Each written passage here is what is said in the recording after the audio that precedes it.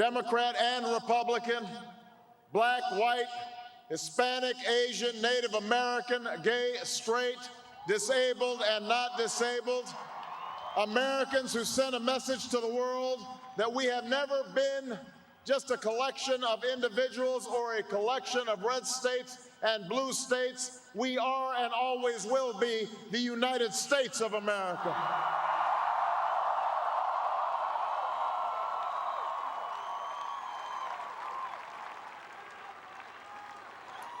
It's the answer that led those who've been told for so long by so many to be cynical and fearful and doubtful about what we can achieve, to put their hands on the arc of history and bend it once more toward the hope of a better day.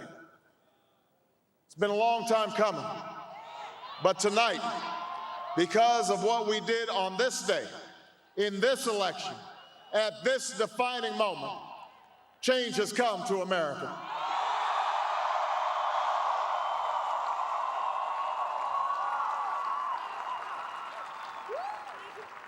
A little bit earlier this evening, I received an extraordinarily gracious call from Senator McCain. Senator McCain fought long and hard in this campaign, and he's fought even longer and harder for the country that he loves. He has endured sacrifices for America that most of us cannot begin to imagine. We are better off for the service rendered by this brave and selfless leader. I congratulate him. I congratulate Governor Palin for all that they've achieved, and I look forward to working with them to renew this nation's promise in the months ahead.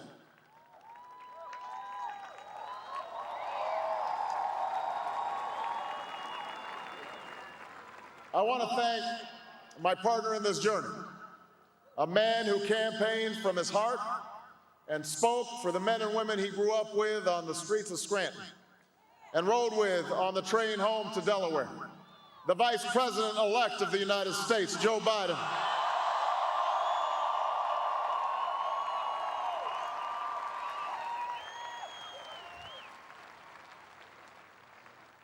And I would not be standing here tonight without the unyielding support of my best friend for the last 16 years, the rock of our family, the love of my life, the nation's next First Lady, Michelle Obama.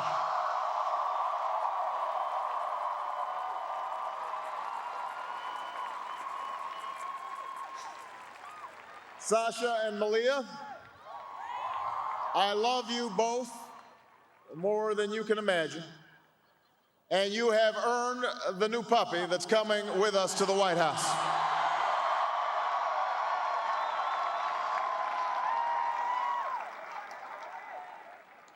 And while she's no longer with us, I know my grandmother's watching, along with the family that made me who I am.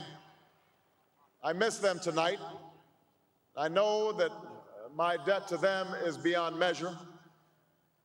To my sister Maya, my sister Alma, all my other brothers and sisters, thank you so much for all the support that you've given me. I am grateful to them.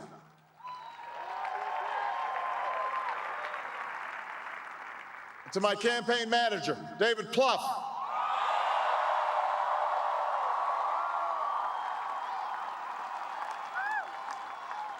the unsung hero of this campaign, who built the best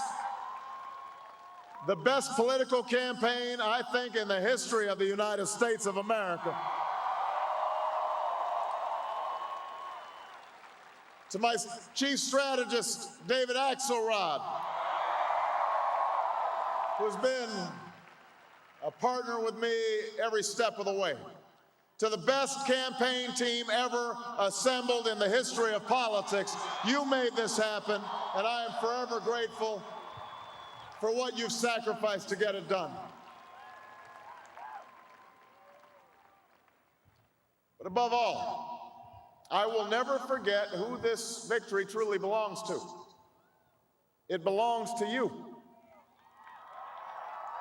It belongs to you. I was never the likeliest candidate for this office. We didn't start with much money or many endorsements. Our campaign was not hatched in the halls of Washington. It began in the backyards of Des Moines, in the living rooms of Concord, in the front porches of Charleston. It was built by working men and women who dug into what little savings they had to give $5 and $10 and $20 to the cause. It grew strength from the young people who rejected the myth of their generation's apathy, who left their homes and their families for jobs that offered little pay and less sleep. It drew strength from the not-so-young people who braved the bitter cold and scorching heat to knock on doors of perfect strangers, and from the millions of Americans who volunteered and organized and proved that more than 2 centuries later, a government of the people, by the people, and for the people has not perished from the earth. This is your victory.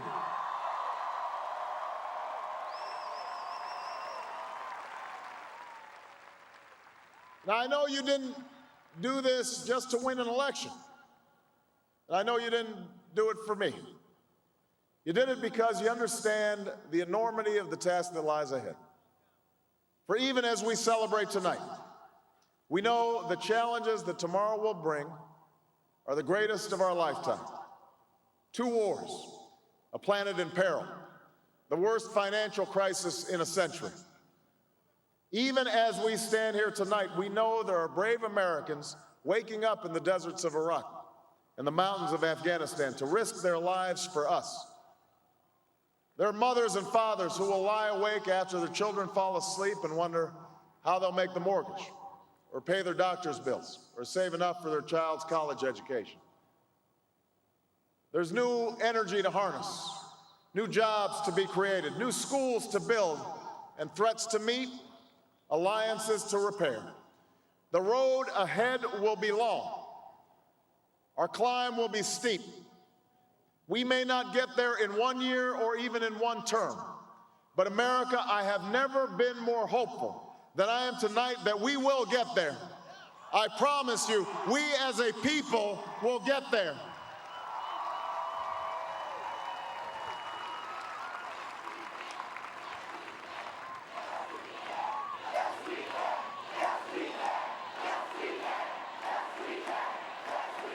There will be setbacks and false starts. There are many who won't agree with every decision or policy I make as president. And we know the government can't solve every problem. But I will always be honest with you about the challenges we face.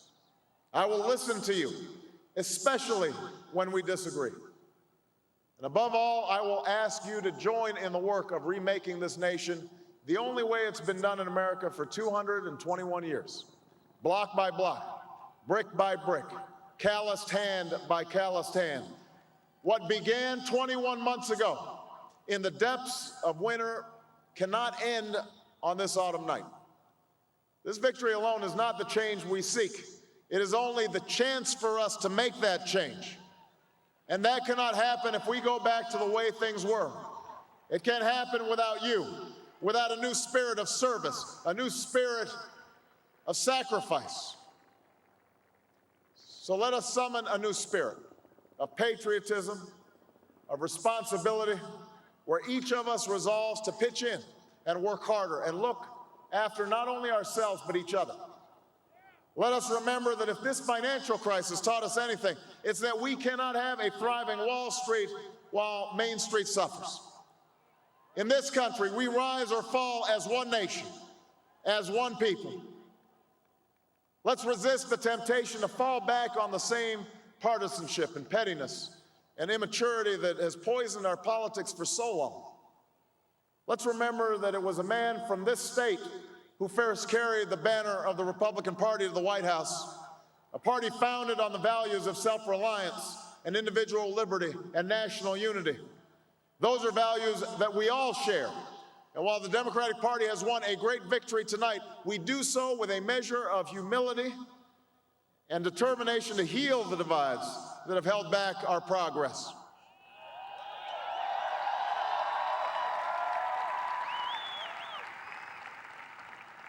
As Lincoln said to a nation far more divided than ours, we are not enemies, but friends. Though passion may have strained, it must not break our bonds of affection. And to those Americans whose support I have yet to earn, I may not have won your vote tonight, but I hear your voices. I need your help, and I will be your president too.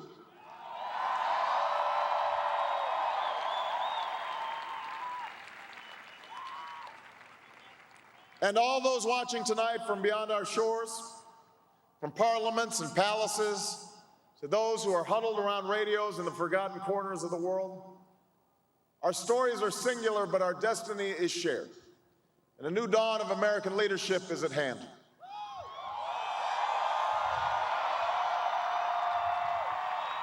To those who would tear the world down, we will defeat you. To those who seek peace and security, we support you. And to all those who have wondered if America's beacon still burns as bright, tonight we proved once more that the true strength of our nation comes not from the might of our arms or the scale of our wealth, but from the enduring power of our ideals: democracy, liberty, opportunity, and unyielding hope.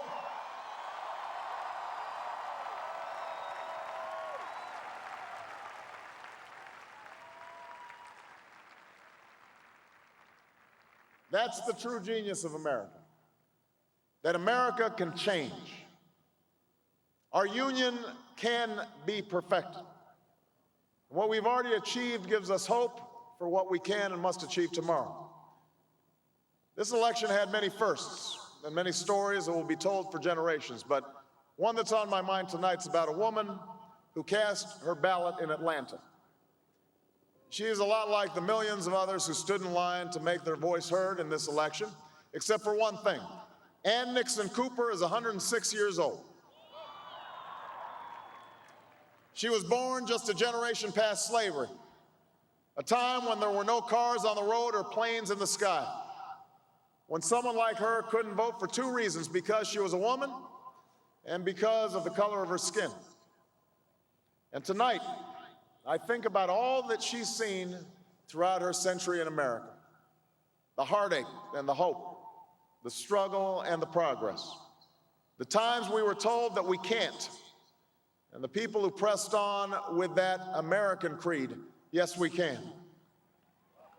At a time when women's voices were silenced and their hopes dismissed, she lived to see them stand up and speak out and reach for the ballot: yes, we can. When there was despair in the Dust Bowl and depression across the land, she saw a nation conquer fear itself with a new deal, new jobs, a new sense of common purpose: yes, we can. When the bombs fell on our harbor and tyranny threatened the world, she was there to witness a generation rise to greatness and a democracy was saved: yes, we can.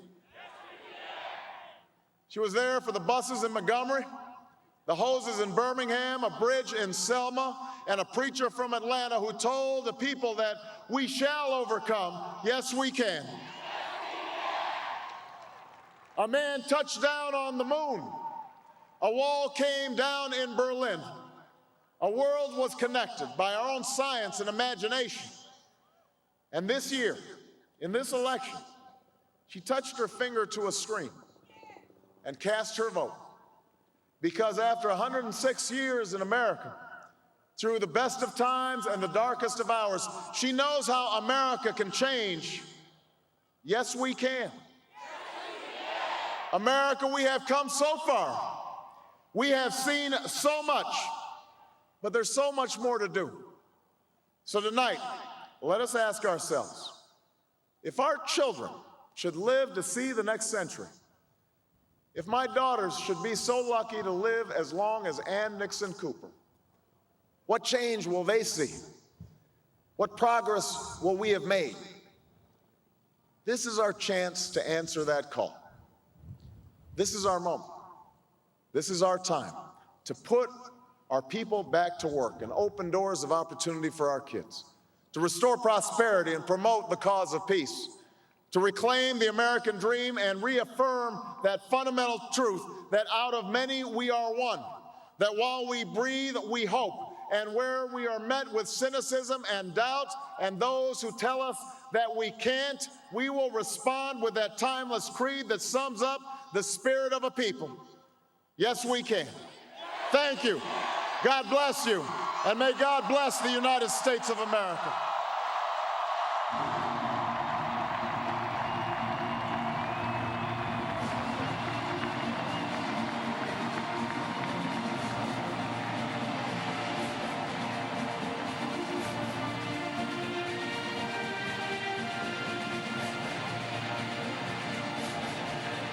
To say this for the Obama people and for Obama himself, they know how to mount an event like this. He, with the soaring rhetoric and the themes that have made his speeches such a hallmark of this campaign, the crowd turning out, responding to him just by being there, of course, and with the music and the total effect of it all. They raised a lot of money. They knew how to spend it. They spent it effectively. And now Joe Biden has his moment. We were all sitting here thinking that if Senator Biden were allowed to make a speech now, too, that we could all probably go home and the morning team would be there to pick it up when he was done. Friendly fellow, we're all fond of him, but he is a bit loquacious. Nay, even garrulous. So there they are, President and Vice President-elect on their big night in Chicago. Music plays in the back. They're great with the music. They had great music at Invesco Field, too. I loved it. Look at those people. What a moment.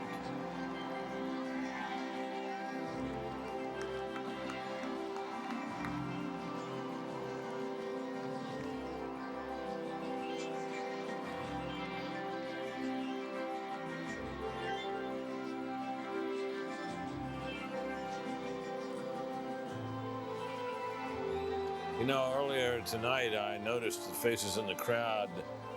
You see tears in the eyes of some, and understandably so. And I noticed the face of Jesse. There he is, Jesse Jackson.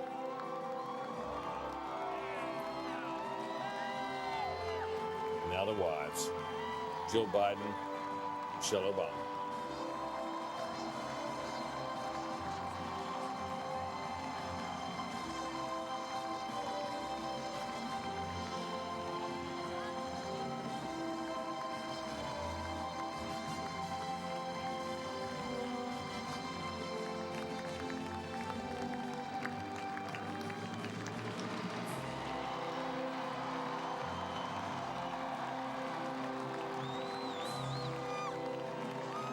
You know, it is said that money is the mother's milk of politics. It's what political campaigns run on. But political campaigns run on something equally as powerful. And that, as you see here in these pictures and in so many others through these political years, is emotion. Emotion's a driving force in much of human conduct, but it is certainly a major driving force in politics.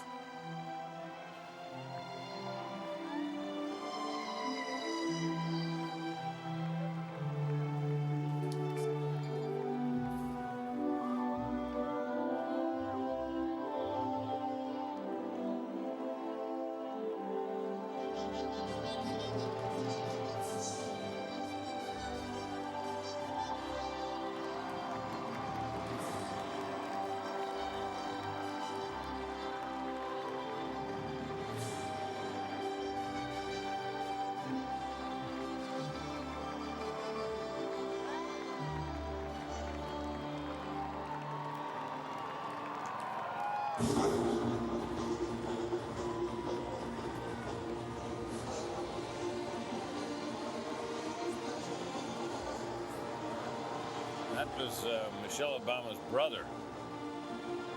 He's a basketball coach at Oregon State now. Yeah, had quite a successful career as a basketball coach. Now the extended families pour out onto the stage. I love these moments. Little kids are great at political events. They always threaten to steal the show,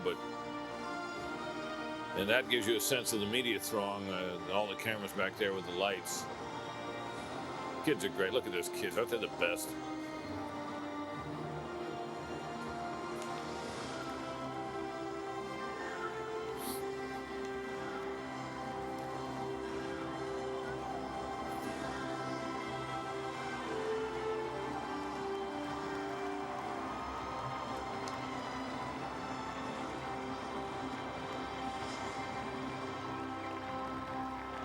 Senator Biden, Vice President-elect Biden, his mom.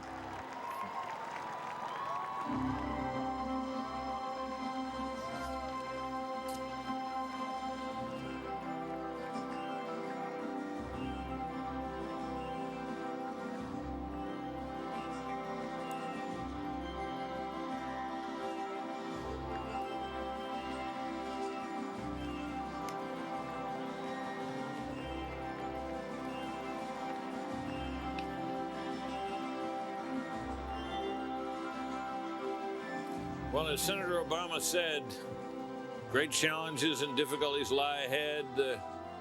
He mentioned 2 wars. He mentioned the unprecedented, in many ways, financial crisis. He mentioned many other things, but those are things for another day, although he took note of them.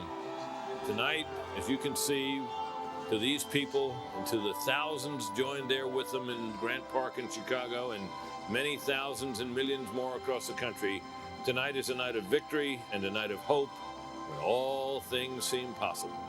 It really seems possible that this remarkable man will be someone truly and remarkably different, who can lift us out of the partisan differences that divide us, the ideological divisions that keep people apart, who can change the atmosphere in Washington as his predecessor had hoped to do but could not, who can somehow find a set of policies that are right for the time, who can fight the war on terror in some different way, perhaps, that will be at least as successful, and maybe more so.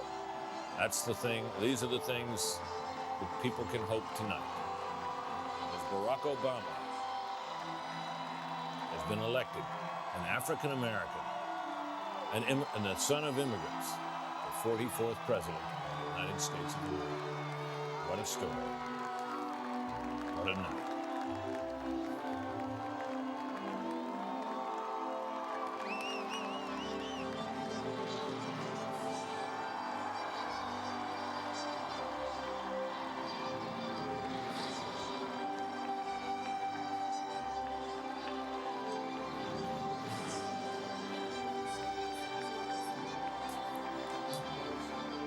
Immigrant parents, yeah.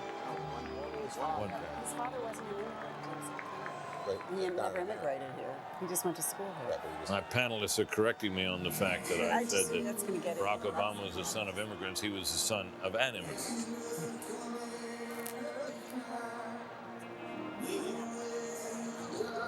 Well, they've departed the stage now, and for all intents and purposes, the celebration there is over, although those people in Grant Park may be there a while. I know, I suspect if I were out there this warm night and it worked all year for Barack Obama, I would want to stay up a while, too, to savor the moment. Let's turn now for some thoughts on how this came about. It was...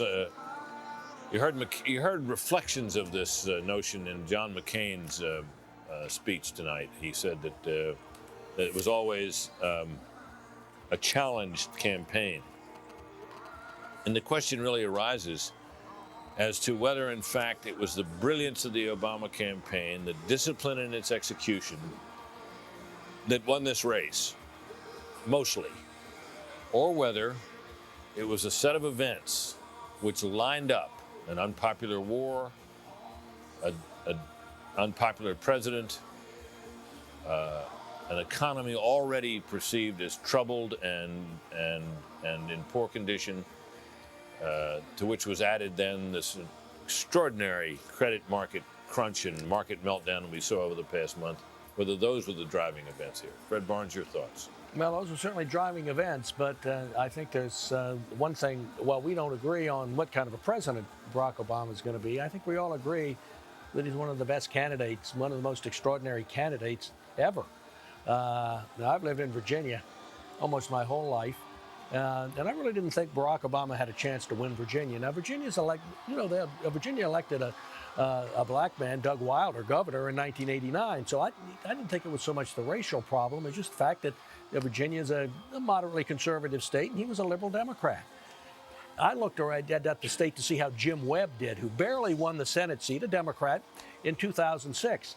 And it looked like he did better in the areas where Barack Obama couldn't possibly do better.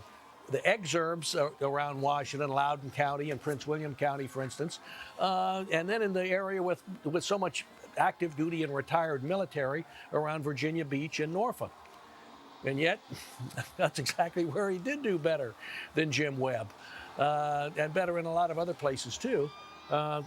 Just quite an amazing feat. I mean, the one of all the states where he staged a breakthrough this year, the one that's most amazing to me is Virginia. And up until this race was called for him in Virginia, I just didn't think he could. I didn't think he could pull that off, and yet he did. What a great campaigner! What a great campaign! And I think you have to. Without that, obviously he was helped by all these other factors, but without being the kind of candidate he was, so self-disciplined and so strong on the stump, he wouldn't have won. It's pretty amazing that the seat of the old Confederacy helped put the first African American in office, in Oval Office. I think the arc of this campaign is interesting, and it's a combination. It shows the combination of his magnetic personality, a disciplined campaign, and events. And what I'm talking about is the campaign. When you look back 6 months ago, it was really about experience. You think back to Hillary Clinton. Well, Hillary Clinton tried to make it about experience. She made it about it. And it didn't work. And it didn't work. And well, it did somewhat. I mean, it did somewhat. I mean, she ran a vigorous campaign. McCain, it didn't do it enough, obviously. McCain tried to pick that up and run with it.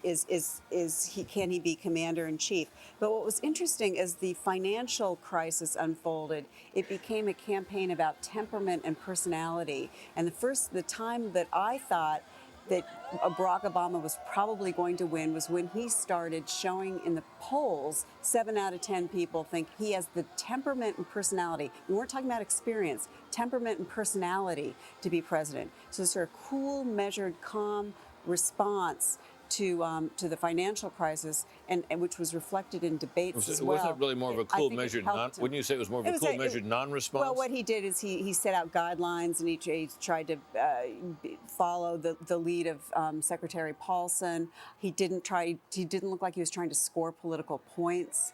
But his demeanor came off as reassuring to voters. And I think that's something that really helped him. It's interesting, I talked to one of his financial advisors last week, and I said, aren't you all guys all a little intimidated about what you're stepping into? I mean, this is economists are predicting the possibly deepest, longest recession since the 30s. And he said Obama, by contrast, Obama actually seemed to be more chomping at the bit to get in office as the crisis worsened. So again, temperament suited. Yeah. Well, the great campaign was the primary campaign, though. I mean, no question, coming from being 25 points down in mid-2007 and upsetting Hillary Clinton, who had so much of the establishment behind her and had the money advantage at the beginning. It's been a long time since we've had that kind of upset in a primary race. I thought he ran a competent general election campaign, but to be honest, I think if Hillary Clinton had been the nominee, she would have won probably as well. And in fact, the exit poll can't tell how much weight to put on this, and the exit poll suggests that as well. But it was a competent and disciplined general election campaign, which took advantage of underlying factors which were in his favor. Well, what's interesting about this is we've talked about this campaign. We all admire it because of its discipline and because of the fact that the primary campaign in particular was so well conceived that it built this firebreak for him in those caucus states that allowed him to withstand Hillary's late charge, Hillary Clinton's late charge, Senator Clinton's late charge. But when you think about it, this campaign was really about an idea. But it wasn't a political idea. It was the idea of Barack Obama. And that was really the only idea that this campaign was about. If you look at the agenda that he ended up running on, it was almost it was sort of a combination of a Clinton and a pre-Clinton Democratic agenda. It was very conventional. There isn't a big new animating idea. Now, look, it's not all the time that an election can be won on a big new idea. Ronald Reagan, I think, arguably won at least while running on some big new ideas. His economic proposals were considered to be outlandish at the time. There was certainly something new and different. And I think his whole idea that we could win the Cold War outright, which is something that more or less came through, I guess, in that campaign, was a little controversial at the time. Juan, is there in the Obama list of proposals a really new idea, a really big idea? Not that I see. I mean, you know what? I think, Britt, you know, we are, I think, as on the panel, all of us respectful of President Bush, but the fact is he's a very unpopular president. And in so many ways, this is a response to the fact that you have an incumbent that people want gone. And I mean, I think in so many ways it's an unpopular war, it's a difficult economy. You're right, it was a brilliant campaign. Especially in the early going and picking up the caucuses, terrible mistakes, arguably political malpractice committed by the Clinton campaign for not understanding, not being able to count up the votes necessary to win the Democratic nomination. But my sense of the new idea or the animating idea, you said it is Barack Obama. He is the embodiment, and I think it's about change. I think it's people saying, you know what, I want to get beyond the war. I want to get beyond the partisanship that has come to define Washington politics over the last era, and especially for the young people. That would favor anybody from the out party, wouldn't it? Well, it would. I think for the young people, though, it's almost like they want to stick their finger in our eyes with regard to race in specific. You know, when I look at the numbers here, we have an exit poll that shows, you know, Barack Obama lost this race among white men 57-41. He lost it among white women 53-46. He actually, you know, John McCain did 5 points worse among white men, 2 points worse among white women than President Bush did in '04. So this really is about that larger electorate then, that the electorate has changed and expanded. And we come back to this idea then, what is it that appealed to that electorate? What is it that appealed to them? Is it simply that he was a black person running for office? Or is it that he really was not George Bush, especially on the war? Right. There's one other thought. I mean, I think John McCain and Sarah Palin deserve a nod. I mean, they ran I didn't like the campaign much. I think I said they should fire the campaign at one point. But as candidates, they were impressive. They fought. McCain took a lot of gambles. Some of them worked out well, I think. Some of them not so well. But they fought to the end. They outperformed the generic Republican ticket, obviously. I think when we add up all the votes, they will have run ahead of the House candidates across the country and Senate candidates across the country. And they kept it competitive. And, you know, 46%, 45%, whatever he'll end up with, isn't bad. I was there in the first Bush White House, and we dropped to 38% in '92. No, when an incumbent president and party is unpopular, you can really collapse. It's a tremendous weight. No. Yeah, and McCain held it up there around 46%. I would That's say sort of that impressive. I got to tell you, Bill, I think you're right. And just to weigh in a little bit here myself, I would say this about this campaign, that it was an exercise, as you've heard me say, in improvisation almost from the beginning. And it needed to be once the original phase of the McCain campaign had failed and the campaign had basically collapsed. And McCain did something that I think was characteristic of McCain throughout his career and throughout this campaign, and that is he decided to seize on something he thought was right and deeply believed in and run on that. And in this case, of course, it was the surge in Iraq, which he had argued for long before the president was ready to accept it, and supported in every way he could. And then he went out on the No Surrender tour, which was a very interesting idea, so characteristic of McCain. You know, hitting the streets with that idea, out on the bus, campaign on a shoestring, and clawed his way back into that race. That was no small achievement. Ends up winning. And right away, you have to. I mean, he comes out of that Republican nominating process with this dazzling new figure on the other side, all the political gravity in the year, all favoring the Democrats, and a popular incumbent president. Despite the fact that Congress has a terrible reputation, the Democrats have been running it. The public does not seem to see it that way, or to associate that with in any way with the Democrats as a party for some reason. And John McCain goes into this. The economy is already perceived as bad. And you go through this series of events in which Barack Obama stages this extraordinary win. It captures all the interest and sucks all the political oxygen out of the political season until it is settled. It is finally settled. He then has this convention, which was as carefully planned and staged as anything you can imagine. He makes a safe choice for vice president and comes out of the convention in good shape. And in a day, John McCain has stepped on him with the Sarah Palin nomination, which was a nervy move, another improvisation, obviously decided on at the last minute, and then they worked their way through. And he's doing fine until one thing and one thing only comes along, and that is the financial crisis. and how anybody can really argue in the face of all of that this political tactic or that one could have overcome that. I don't know. I don't think it was possible. I think that was the deciding factor. Now, it wouldn't have been possible, Juan, to make and Fred, you both have made the point. It wouldn't have been possible if people simply saw Barack Obama as an unacceptable alternative. And it is to his everlasting credit that in a year when they were seeking an alternative, and he is someone who could, with his past and so on, have seemed too scary, did not. And that was his great achievement. Now, Major Garrett is a guy who has covered this a lot more closely than any of us this year. He's been out there all along, and he's out there again tonight, late, and he's standing by, and I want to go to him. Major? Well, good evening, Brett. We have with us here on the riser at Grant Park in Chicago, Anita Dunn, Senior Advisor to the campaign. Anita, thank you very much for joining us on Fox. First of all, we were just discussing a second ago where this campaign was 2 years ago, and maybe to give our viewers a sense of the improbability of it all, tell us what was happening 2 years ago. Well, 2 years ago, the campaign didn't exist. There was a small political operation in the basement of a townhouse on Capitol Hill that had a flood every time it rained on Washington. So it's come a long way since then. Britt, in our audience, Anita was telling me that in those days when it would rain, the floor would flood and they'd have to pick up all their soaking paperwork just to keep on going. Anita, there's so many questions on the minds. What comes next? What is the governing structure of an Obama administration? What are its set of priorities? How will it approach the many difficulties that Senator Obama, now President-elect Obama, just outlined in his speech here? Well, I think what you heard tonight was a president-elect who is determined to move forward in uniting the nation and to do what he has talked about on the campaign trail for years now, which is to look for the best ideas from Democrats and Republicans alike and to bring people together, unite them to move forward, and to be honest about the challenges facing this nation, Major. I think that he sent a clear signal tonight that he's going to level with the American people and that he's going to look for opportunities not to have the partisan gridlock of the past, but to really try to bring people together to move forward. It seems worth pointing out historically that when Bill Clinton was elected, I was a candidate on the Democratic side who zeroed in on the economy.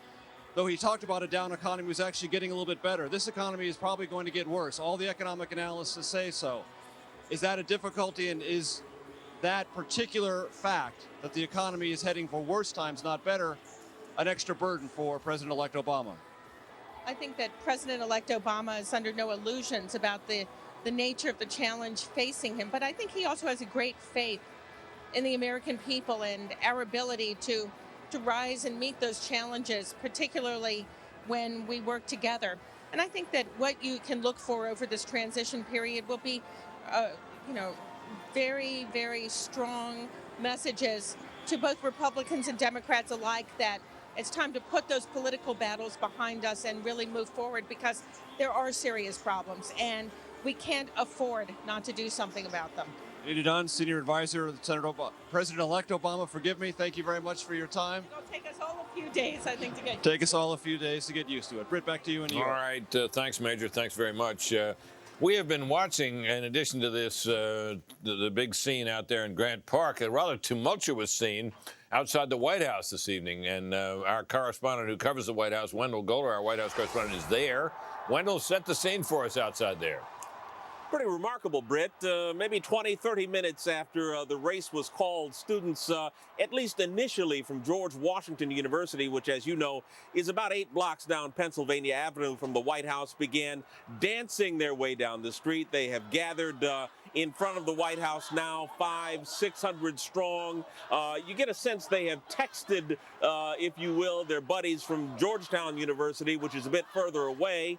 They are cheering. They are chanting, as I said, very much bringing this election to the president, who did his best to stay out of the race. Mr. Bush spent the evening watching the returns with friends and some members of Congress in the residence of the White House. It is certain that he can hear and see them if he peeks out right now. The president, of course, as you know, called President-elect Obama about 12 minutes after 11, congratulated him, called it an awesome night for him, his family, and supporters, and promised to make this a smooth transition, and that that effort is already underway. The president, of course, 4 years ago signed a law that enabled the two candidates to pre-clear a number of senior advisors to get them their security clearances, so that starting tomorrow, President-elect Obama's advisors will begin receiving classified briefings. The president himself also called,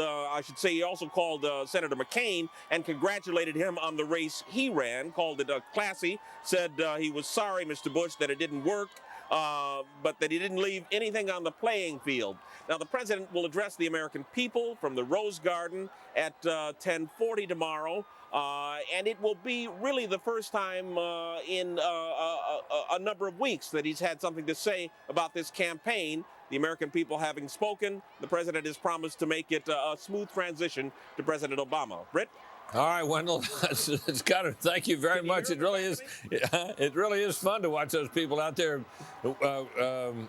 jumping up and down. You know, there's something about jumping up and down. I think that's good for the soul. You know, it's a universal sign of joy. One of the signs you throw your hands up in the air, kind of the touchdown signal, and the other is you jump up and down.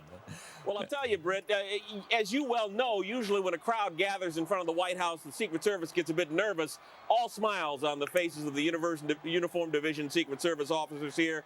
They're officers using their cell phones as cameras, texting or sending the pictures to their parents. They're just delighted to see this, Britt. Well, I can imagine why they would be and why you would be as well, and we certainly have been. I particularly like the guy there who pulled up his T-shirt to show that he'd got the name Obama written on his chest. Why not? Have a little fun. Let it all hang out. History's been made tonight. Oh, look at this. Why wait a Vic Bush now? I suspect that's a minority sentiment out there. Those people probably in no hurry. They just don't want this night to be over. We're going to take a brief break. We'll be back on the other side. Stay with us.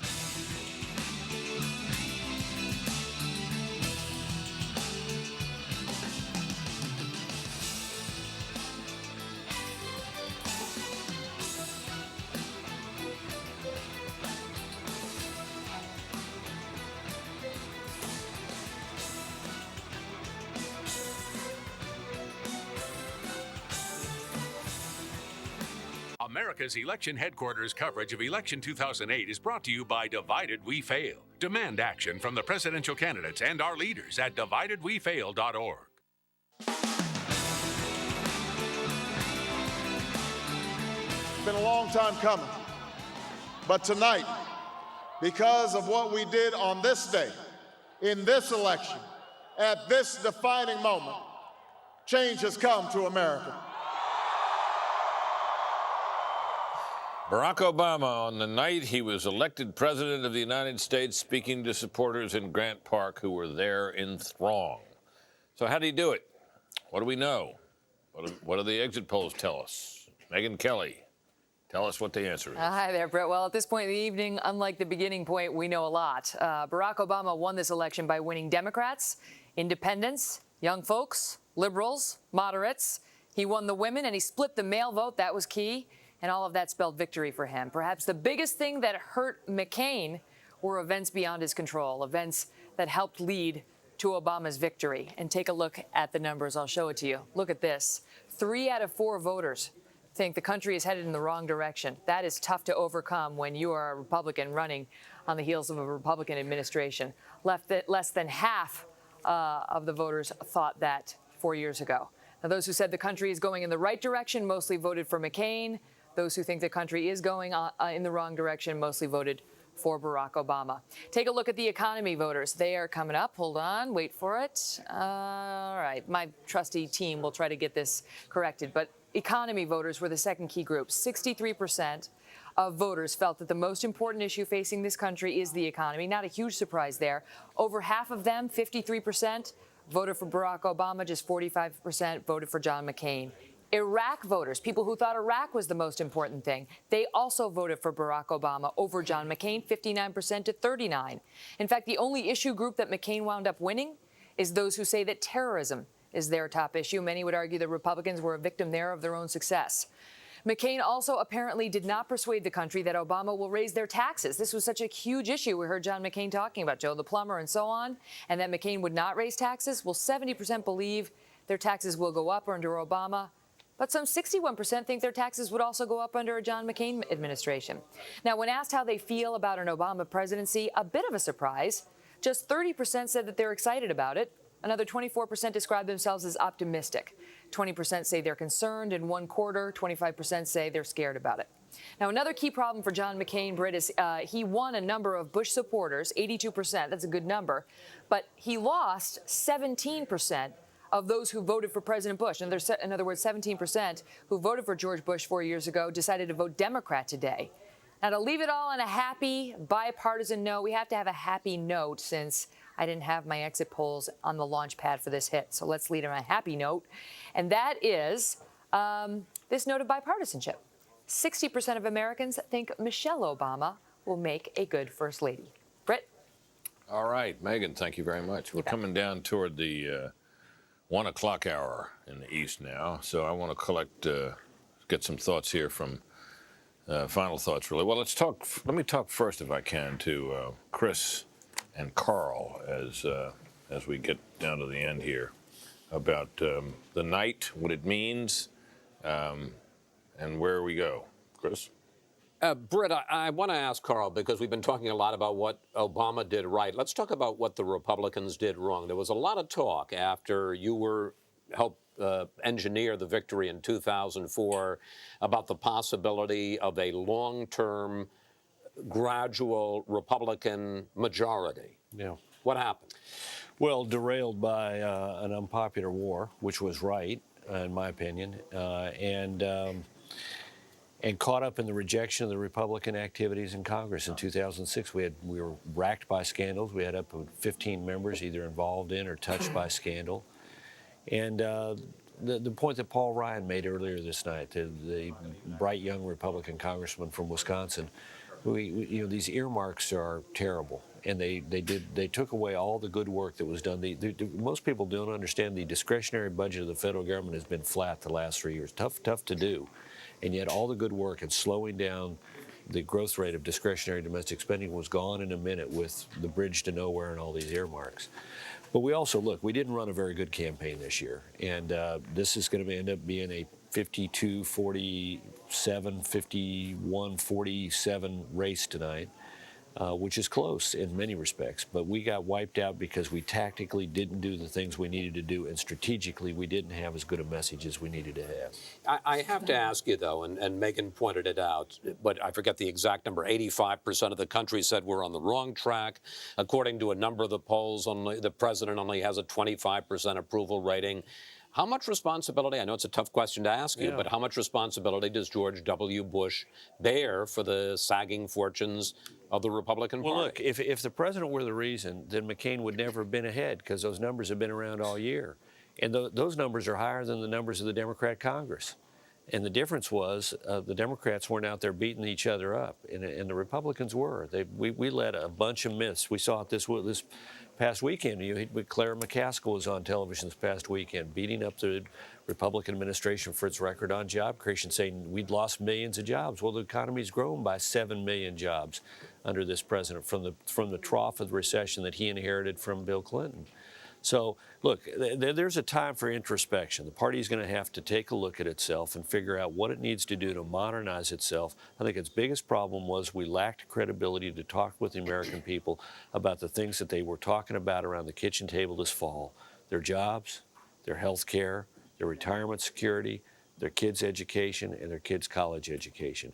And until we are able, we can talk about taxes and we can talk about national security, but until the Republican Party gets comfortable with an agenda that makes sense to the Americans, whose instincts are center right, and whose values are in sync more with center right values than not, we're gonna suffer like we did this. So, and clearly there's going to be an orgy of second guessing and hand wringing on the part of the Republican Party. The loser always goes through that. That's right. It. But I sort of hear two camps advancing thoughts. One is you've got to go back to the future and reconnect with kind of the Reagan agenda, and then there's another group that feels you have to have a new image and be more inclusive, maybe downplay the social issues.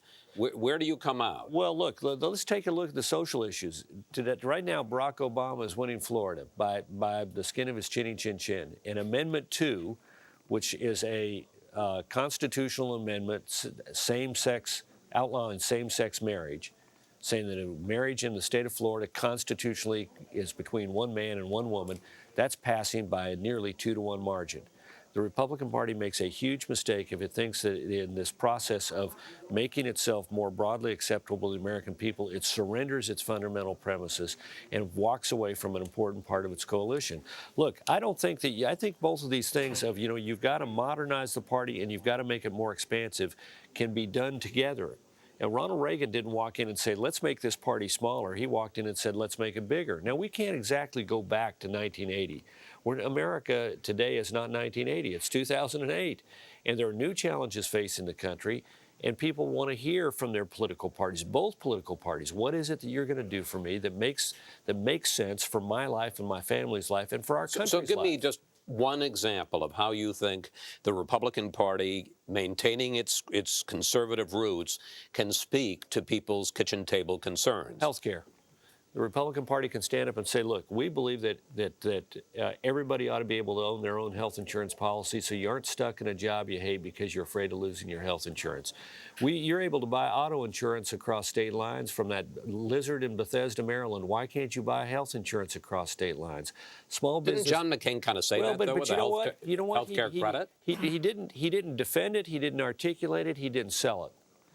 And you need to do that. We're the party that believes that people ought to be able to save tax-free for their out-of-pocket medical expenses. We're the party that says small businesses ought to be able to band together and share their risk, pool their risk, so they get the discounts the big boys get.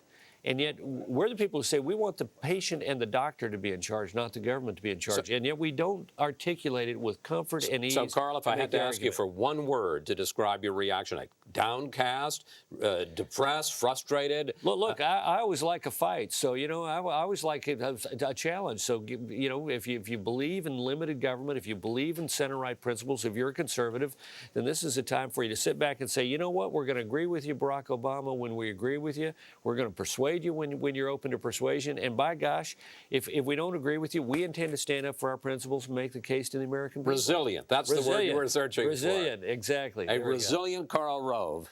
Britt? All right, Carl, thanks for the contributions you've made all year. Thank you, Chris, as well. Let's go back to the man who's been out there all along, our chief political correspondent, Carl Cameron, who has been doing the job he was born to do, and that is being a chief political correspondent. Carl, your thoughts as this evening draws to a close?